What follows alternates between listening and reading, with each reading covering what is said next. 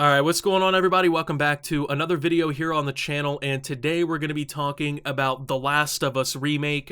This has been pretty controversial online. You kind of have two different groups of people. Number one, you have the people defending this remake. They're defending the price tag on the remake, and overall they're, I guess, supportive of this game being remade and everything. Then you have people kind of like me. We don't really see the point. We think that a $70 remake of an almost decade-old game is kind of ridiculous. We don't really see the point in it existing other than to just simply generate profit. Now, obviously, The Last of Us is one of the probably most hyped up games over the last decade and everything. I'm not here to debate whether or not it's a good or bad game. I'm here to debate whether or not this game really needed a $70 remaster. And the main point that people are making on why this needed to exist, why we needed an update, why we needed The Last of Us to be remade and everything, really boils down to one argument, and that's what we're going to be focusing in on here today. But before we get further into the video, I want to remind you guys, YouTube is having an issue where people are being unsubscribed from their favorite channels. If you enjoy Optimus content and you are a constant viewer of the channel, I seriously urge you to make sure that you're subscribed with notifications on so you can be notified every time there's a new update. Apparently an update or upload to the channel. If you don't want to, that's fine, but it's definitely down there. Make sure if you want to be updated on new content that you make sure to hit that button. With that being said, let's move on. So there's one defense really being used in this whole thing on why this remake needs to exist, on why people should more or less be happy and grateful that they get to pay Sony $70 for a graphic update of a game that came out a decade ago. Now, one of the major improvements or changes, I should say, that they're doing with this remake of the game is they're adding a bunch of accessibility features, right? For people who have disabilities or problems that basically prevent them from playing video games on a normal scale. These features I do support. I do agree with accessibility options in video games, and I think that they're overall a pretty good thing when you can implement them. But I don't really find them to be a main selling point of a game like this. In my opinion, it's very clear that Sony did not remaster The Last of Us so they could include accessibility features. They clearly did this to profit and make money off of, and I feel like people are low-key losing sight of that. You know what I mean? Like, kind of, I think, feeling like these guys are their friends in a way. Oh, they're doing such a nice thing for me by making me pay $70 to get, you know, graphical enhancements and, you know, accessibility features, but personally, I'm not too sold on it. I don't think it's very necessary, and overall, I don't think this whole Last of Us thing, remake is really necessary either. So, The Last of Us Part 1 Remake's new options make a case for why the game needs to exist, says Kotaku. And I say, no they don't.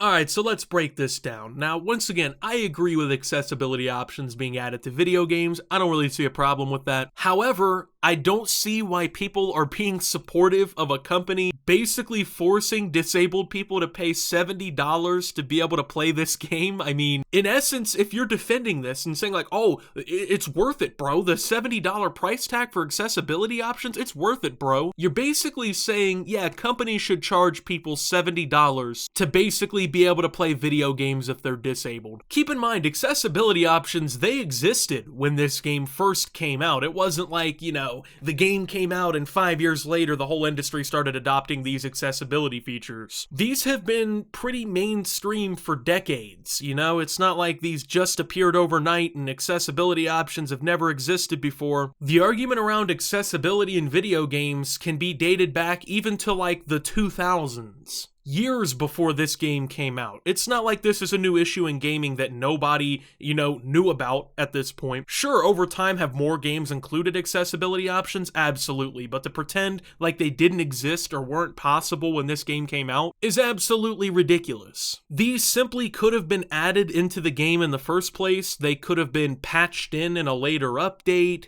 anything. But instead, basically, for disabled people, if they want to be able to play this game, or people with a reduced gaming experience want to be able to play this game, they're being told, oh, you can spend $70 on this remaster, even if you've already bought the game one time and couldn't play it or anything like that. You basically got to spend this $70 to get up to speed. I don't really support that. I don't think that's a good thing to support. If you constantly start giving these companies the only incentive to include accessibility options being profit, what do you think is going to happen in general to things like accessibility options? If you show companies like Sony that they can get away with not adding accessibility options to games the first go around, and they can just release a $70 quote-unquote updated game a decade after the first one comes out, and you basically have to buy that to play, what does that really send as a message to gaming companies? Also, this is more or less like implying that this is the main selling point of the game, which it's not. Literally, all of the marketing around this is going to be based on how every remaster is based. It's basically going to be everybody pog-champing over the new and updated graphics. People are not buying this because of the accessibility features. Basically, they're being sold the product because, ooh, look at how these pixels generate on a PS5 game compared to a PS3 game.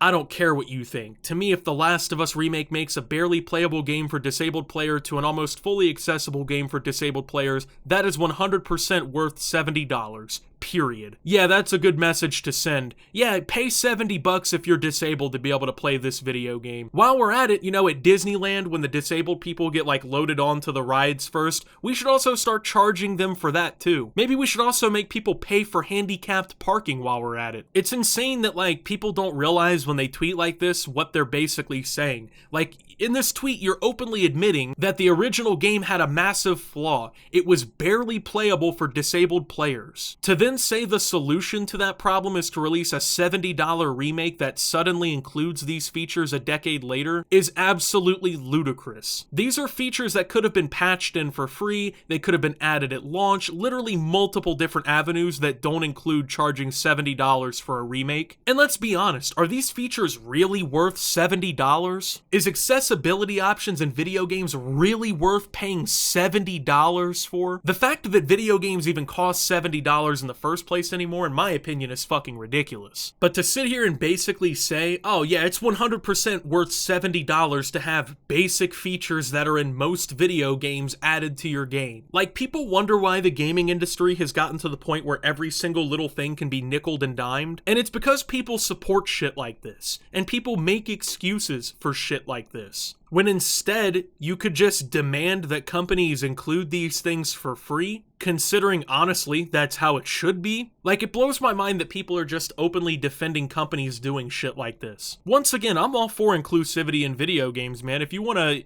add accessibility features so people with disabilities or issues can play, that doesn't affect my gaming experience. As somebody who's not disabled, it doesn't ruin the game for me. I'm just not all for praising these companies for doing the bare minimum for the maximum price point. Like, it's crazy that companies have almost gaslighted the gaming community in a way into believing that this is the route, you know what I mean? It wasn't like, you know, Sony spent tens of millions of dollars on research and development adding these features to the game. Once again, these are things that have already been pretty commonplace in video games for a while now. They didn't have to do any research. They didn't have to, you know, go out of their way to program something like this. These are just kind of the basics now. So why we're all sitting around trying to defend this being the reason why this should exist, when the clear motive for this existing is simply to make profit and not have to do any new work, it just blows my mind. The remake for The Last of Us exists for one purpose: to make money. This company is not your friend. They are not doing you a favor by adding basic features to a game for $70. They are not your friend because they're trying to be morally righteous by adding accessibility features into a video game like they care, when they could have, if they did care, done it from the first point all the way back then. Like, the fact that we're really sitting here debating on whether or not this is a good thing, it just not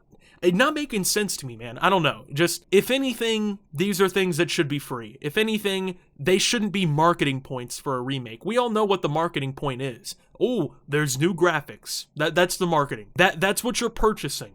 You're not purchasing accessibility features. It's the bare minimum, guys. So personally, I'm not too sold on this remake. I understand why it's being made. I understand that it might be cool for people who are like super fans of The Last of Us or whatever to see these graphical improvements and these other minor changes that they're making to the game. But for me, it doesn't justify a $70 price tag. It just doesn't. Now, if they added new content or they were selling all of the DLC or whatever it may be in this instance with the game at that point, and I don't know, they did some other crazy stuff, then maybe. Like, if it was a completely transformative experience, nothing like what you have with the first game, that would make sense. But I mean, remakes are pretty common to be like $40 or something like that, right? I mean, I just don't agree with remasters being the full price of a video game. It does not sit right with me. And I don't like seeing people defend it because they're adding basic shit to it. So with that being said, thank you guys for watching. If you did enjoy, make sure to leave a like, subscribe if you're brand new around here on the channel. Follow me over on Twitter and Twitch at @SubToOptimus. Make sure to check out Shoptimus down below. And until my next video, guys, this is Optimus, well, not sold on The Last of Us Remake, and signing out.